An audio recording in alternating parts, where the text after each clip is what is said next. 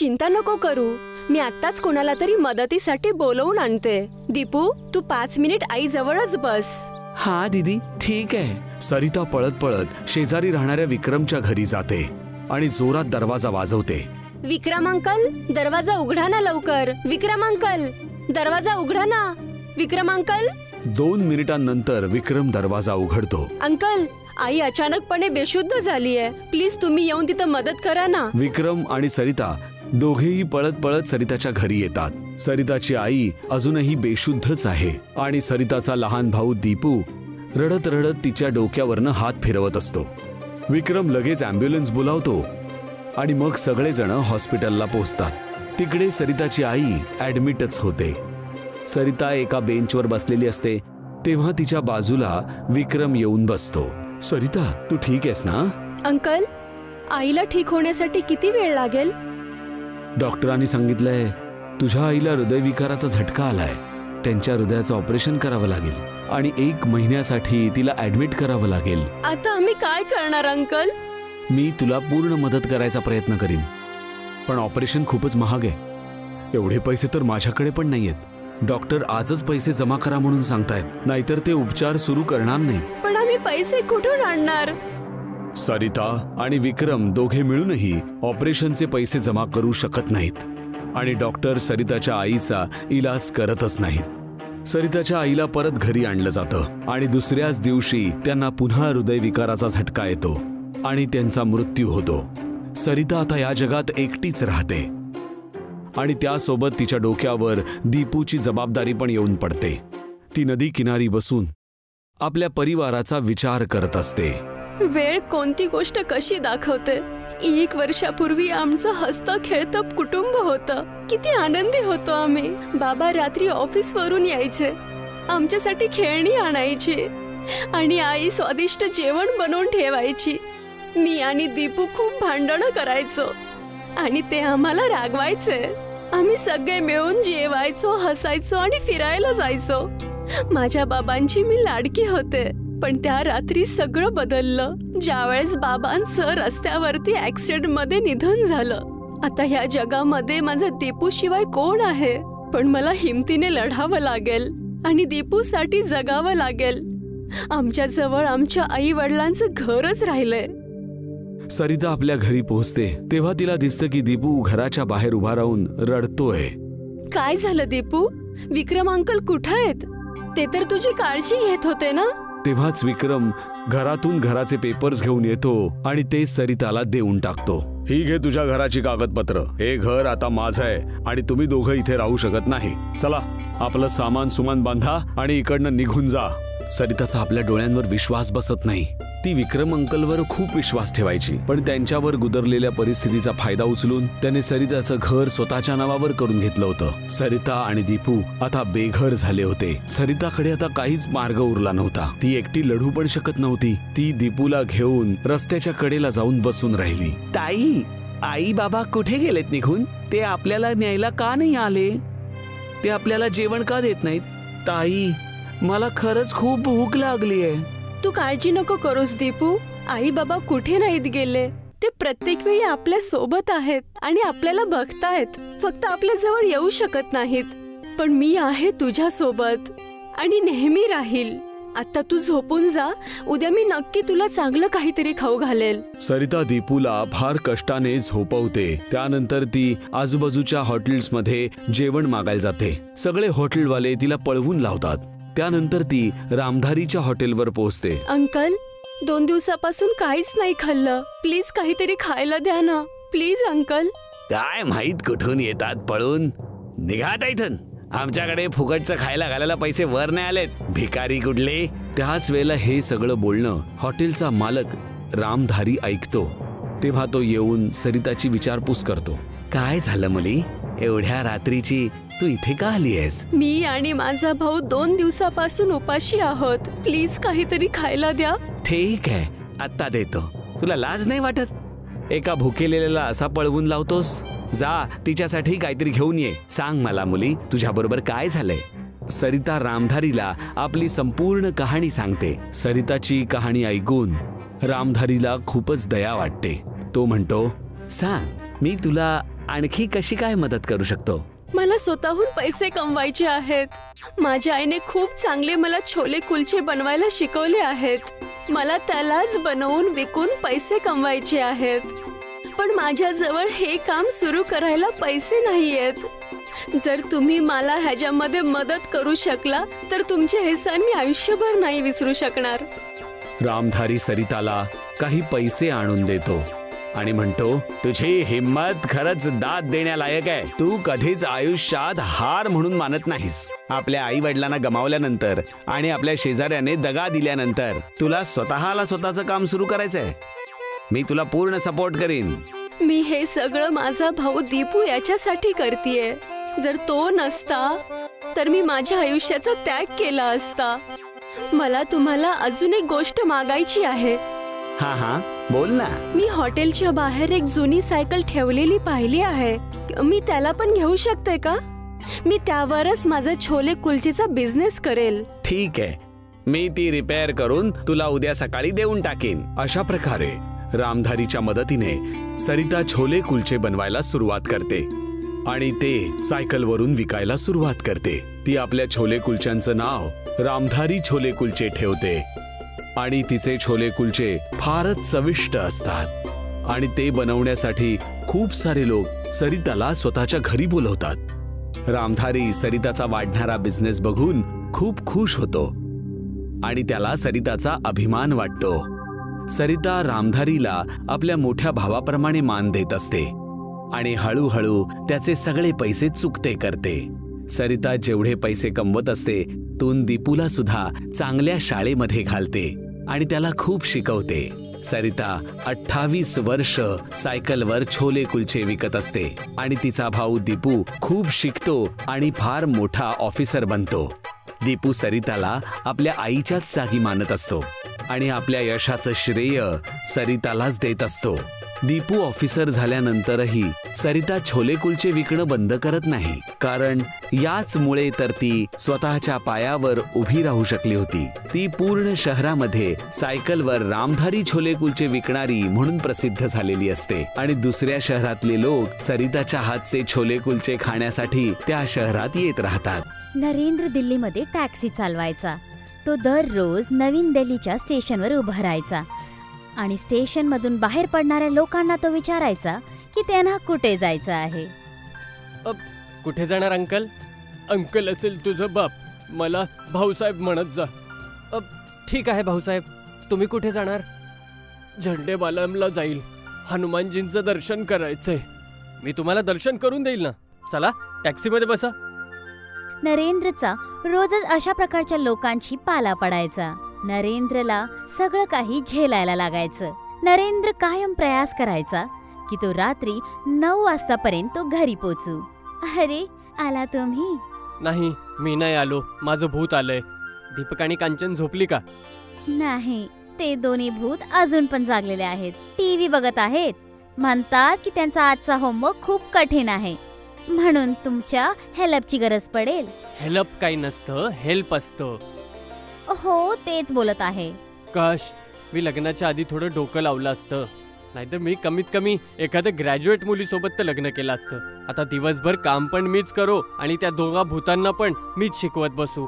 नरेंद्र जेव्हा आपल्या मुलांना शिकवायचा तर त्याचे मुलं त्याच्याकडून खूप सगळे जिज्ञासू प्रश्न विचारायचे। बाबा, कार आणि बाकी गाड्यांच्या टायरांचा रंग कायम काळाच का असतो? टायरांचा रंग ह्याच्यासाठी काळा असतो कारण टायरला बनवण्यासाठी ज्या पदार्थांचा वापर केला जातो ते काळे असतात।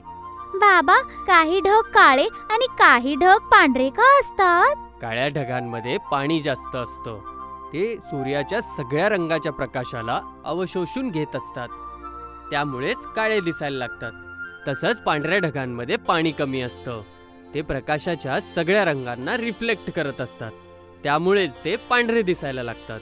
चांगल्यापैकी समजवा ना। अजून चांगलं समजून घ्यायचंय तर तुम्ही या प्रश्नाला तुमच्या शाळेतल्या टीचरला विचारा। मी टीचर नाहीये बेटा, मी तर फक्त एक ड्रायव्हर आहे।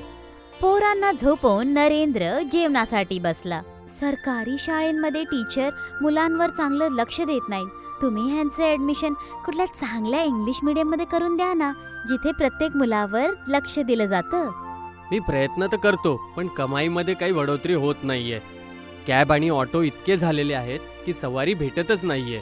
20 लोकांना विचारलं तर एखादी सवारी हो म्हणते. मला आणि मुलांना छोले कुलचे आवडतात. काय मी पण रीना वहिनीच्या दुकानात छोले कुलचे विकायला सुरुवात करू? नाही, दुकान तर चालणार नाही, पण किरायचे पैसे वाया जातील. मी स्वतःच काहीतरी बंदोबस्त करेल. मी बघत आहे आजकाल लोक कॅबमध्ये जाणं जास्त पसंत करत आहेत. कॅबमध्ये कमाई सुद्धा जास्त आहे आणि प्रवाशांना जबरदस्ती बसवायची झंझट पण नाहीये. फोनवरून बुकिंग होऊन जाते. नरेंद्रने आपली टॅक्सी विकली आणि बँकला गेला. सर, मी कार एक लोनवरती घेऊ इच्छितो. काय तुमच्याकडे कोलेट्रोल आहे? सर, मी मागच्या 15 वर्षापासून टॅक्सी चालवतोय. कारचा उपयोग कॅबसारखा करेल आणि तुमचं लोन त्याच प्रकारे फेडेल. बँकला तुमच्यावर भरोसा आहे आणि तुम्हाला लोन पण मिळेल, पण काही ना काही कोलेट्रोल ठेवावंच लागेल. नरेंद्रकडे आपल्या घराच्या अलावा काहीच संपत्ती नव्हती. त्याने आपल्या घरावर लोन घेऊन कार विकत घेतली. कारचं लोन जेवढ्या लवकर निघून जाईल तेवढं चांगलं आहे. त्यामुळेच मी आता दिवस रात्र सगळ्या छोट्या मोठ्या रस्त्यांवरती कॅब चालवेल. आणि हां, एखाद्या रात्री मी आलो नाही तर परेशान नको होऊस. नरेंद्र दिवस रात्र कॅब चालवायला लागलं. त्याचं लक्ष होतं की एका वर्षाच्या आत तो आपल्या मुलांचं एखाद्या चांगल्या शाळेमध्ये ऍडमिशन करवो. वेळ भेटला तर तो कॅबमध्येच झोपायचा प्रयत्न करायचा. तिथे त्याची मुलं नरेंद्रची वाट बघत राहायचे. दोघे गच्चीवर बसून ढग बघायचे. ते बघ, तो ढग डायनासॉर सारखा दिसतो आहे आणि तो ढग कॅन्डी सारखा दिसत आहे. तुम्ही दोघं इथं गच्चीवर बसून ढग बघत आहात आणि मी तुम्हा दोघांना खालती गल्ल्यांमध्ये शोधत आहे. हे घ्या, मी छोले कुलचे बनवले आहे. अरे वा, छोले कुलचे. मम्मी, ढगांमध्ये आम्हाला आकृत्या कशाला दिसतात ग? आकाशात काहीच आकृत्या नसतात. आमच्या डोक्यात ज्या पण वस्तूची छवी दिसते, आम्हाला ढगात तीच आकृती दिसायला लागते. तिथे दिवस रात्र कॅब चालवण्यामुळे नरेंद्रची झोप पुरी होत नव्हती. एक दिवस नरेंद्र रात्रीच्या 1 वाजता एक सवारीला हरियाणाला घेऊन जात होता की तेव्हाच त्याचा डोळा लागला. समोरून येणारा ट्रक ड्रायव्हर नशेमध्ये धूत होऊन ट्रक चालवत होता. नरेंद्रची कार आणि ट्रक एका दुसऱ्याकडून भिडल्या. कारच्या समोरचा हिस्सा पूर्ण प्रकाराने दाबून गेला होता. आजूबाजूच्या लोकांनी नरेंद्रला कारमधून बाहेर काढलं आणि हॉस्पिटलला पोहोचवलं. तुला लगभग 1 वर्षापर्यंत काही काम नाही करायचंय. काही दिवसानंतर तू हॉस्पिटलमधून सुट्टी घेऊ शकतो, पण घरी सुद्धा आरामच करावा लागेल. अशा परिस्थितीमध्ये नरेंद्र लोन तर नाही चुकवला असता. काही दिवसानंतर बँकवाले येऊन टपकले. मी माफी मागत आहे. तुमचा परिवार सुद्धा आहे, पण तुमचं घर आता नीलाम करण्याशिवाय बँकेकडे काही पर्याय नाहीये. आई बाबा, आम्ही गावी जाणार. तिथेच जिथे ढग जातात, तुमच्या आजीच्या घरी. नरेंद्र गावामध्ये आपल्या सासरी आला. गीता, तुला आम्ही या घरामध्ये राहायला जागा तरी देऊ, पण खाण्यापिण्याचे आणि मुलांच्या अभ्यासाचे पैसे तर तुलाच काढावे लागतील. तुम्ही काळजी नका करू दादा. माझं कुटुंब तुमच्यावर कधीच ओझं नाही होणार. मी छोले कुलचे विकणार आणि माझी मुलं गावाच्या सरकारी शाळेमध्ये शिकतील. गीता गावामध्ये छोले कुलचे विकण्यासाठी एक जागा शोधायला लागली. संध्याकाळी घरी परत येऊन तिने नरेंद्रला सांगितलं, ऐका, मी छोले कुलचे बनवण्यासाठी एक जागा शोधली आहे. अशी जागा तर शोधलीये ना जिथे खूप गर्दी वगैरे असते आणि लोकांची नजर त्यावर पडत असेल? हो, गावामध्ये भिकू हलवाईची दुकान सगळ्यात जास्त चालते. तो समोसा, पकोडी, जलेबी, मिठाई, कचोरी सगळं काही विकतो, पण छोले कुलचे नाही विकत.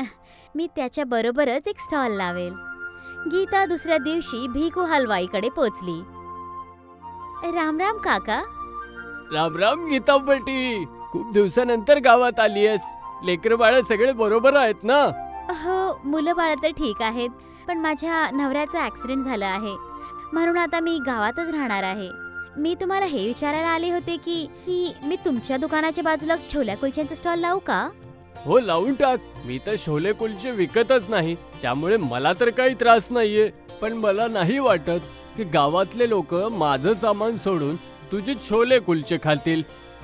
गीताने आपल्या दोन्ही मुलांच्या मदतीने एक मोठ्याशा टेबलवर छोले कुलचे बनवले आणि विकायला सुरुवात केली.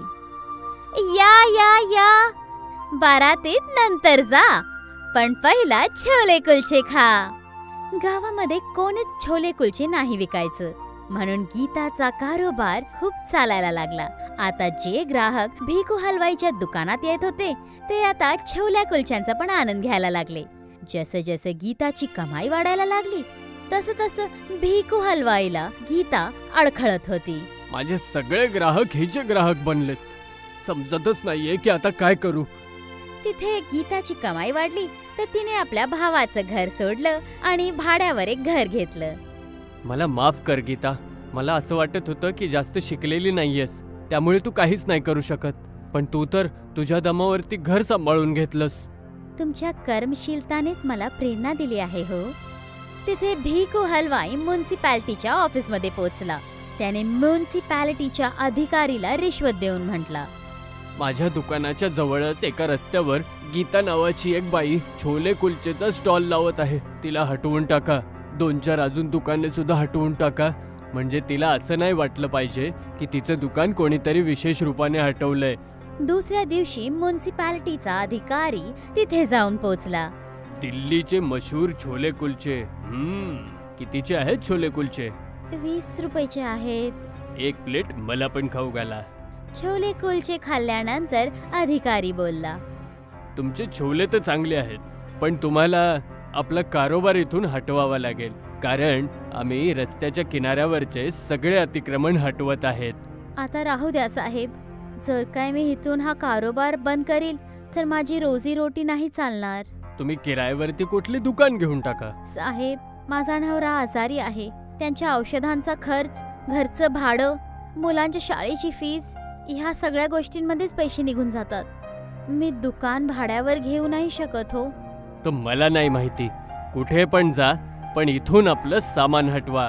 अधिकारीने पूर्ण रस्ता खाली करवला. दीपक आणि कंचनने एक एक भांड आपल्या डोक्यावर ठेवलं आणि ते तिघं घरासाठी निघायला लागले. दीपक आणि कंचनने कधी आपल्या आईला रडताना नाही पाहिलं होतं, पण आज गीताच्या डोळ्यांमध्ये अश्रू होते. उन्हात चलता चलता गीता बेशुद्ध होऊन पडली. तिची मुलं रडायला लागली. जवळच गणेश देवाचं देऊळ होतं. कंचन आणि दीपक आपल्या आईला उचलून मंदिरमध्ये घेऊन गेले आणि प्रार्थना करायला लागले. हे गणेशजी, आमच्या आईला बरं करा. आमचे बाबा पहिलाच आजारी आहेत. जर काय आई पण आजारी होईल तर आम्हा दोघांना ना तर जेवण भेटेल आणि ना तर शिक्षा. तेव्हा अचानक मूर्तीमधून गणेश भगवान बाहेर आले. तेव्हा गीताला पण होश आला. गणेश देवाने गीताला 2 ढग दिले. ही ढगं नेहमी तुझ्या छतावरती असतील. तुला जेव्हा वाटेल तेव्हा यातून छोले आणि कुलचे काढून घेत जा. हे ढगं संकटामध्ये सुद्धा तुमची रक्षा करतील. दीपक, कंचन आणि गीता घराकडे निघाले. ढग त्यांच्या वरती वरती त्यांच्या बरोबर घरी आले आणि त्यांच्या गच्चीवर जाऊन लटकला. दुसऱ्या दिवशी गीताने ढगांना म्हटलं, ढग ढग छोले दे. ढगांमधून छोले पडले आणि भांड पूर्ण भरलं. मग गीताने दुसऱ्या ढगाला म्हटलं, ढग ढग कुलचे द्या. ढगातून कुलचे पडले आणि मग दोन्हीच भांडी भरली. गीताने छोल्यांचं भांड आपल्या गळ्यांमध्ये ढोलकासारखं लटकवलं आणि कुलच्यांची भांडी कंचन आणि दीपक पकडून सोबत सोबत चालायला लागले. ती लोक आता फिरून पूर्ण गावामध्ये छोले कुलचे विकायला लागले. पहिला गीताचा स्टॉल एकच जागेटी राहायचं, म्हणून गावाची मुलं आणि म्हातारी सगळी तिथे नाही पोचायची. पण आता गीता प्रत्येक घराच्या समोरून निघत होती, म्हणून तिची विक्री वाढली होती. गीता आपल्या घरी पोचून नरेंद्रला पैसे मोजत मोजत म्हणते, आज तर मजाच आली, काहीच न करता मुनाफा. एक दिवस गीता गावच्या सगळ्यात मोठ्या कपड्यांच्या दुकानामध्ये आपल्या मुलांना कपडे घेण्यासाठी गेली. तिथे त्याला तो म्युन्सिपॅलिटीचा अधिकारी पण भेटला. तो पण आपल्या कुटुंबाबरोबर कपडे घेण्यासाठी आला होता. म्युन्सिपॅलिटीच्या अधिकारीने जेव्हा गीताला महागाचे कपडे घेताना पाहिलं तर त्याला स्वतःची लाज वाटली. मला माफ करा गीताजी. त्या दिवशी मी तुमची रोजीरोटी हिसकावून घेतली. खरं तर मी लालची झालो होतो. भिकू हलवाई, ज्याला तुम्ही ताऊजी म्हणतात, त्यानेच मला तुमचा कारोबार स्वतःच्या दुकानाच्या बाजूने हटवायला रिश्वत दिली होती. अच्छा, तर हे झालं होतं. भिकू काका वरून तर खूप गोड बोलतात आणि आतूनच माझ्याकडून किती जळतात. त्यांनीच माझं कारोबार बंद करण्याचा प्रयत्न केलं, पण आता मी त्यांचंच दुकान विकत घेणार आहे.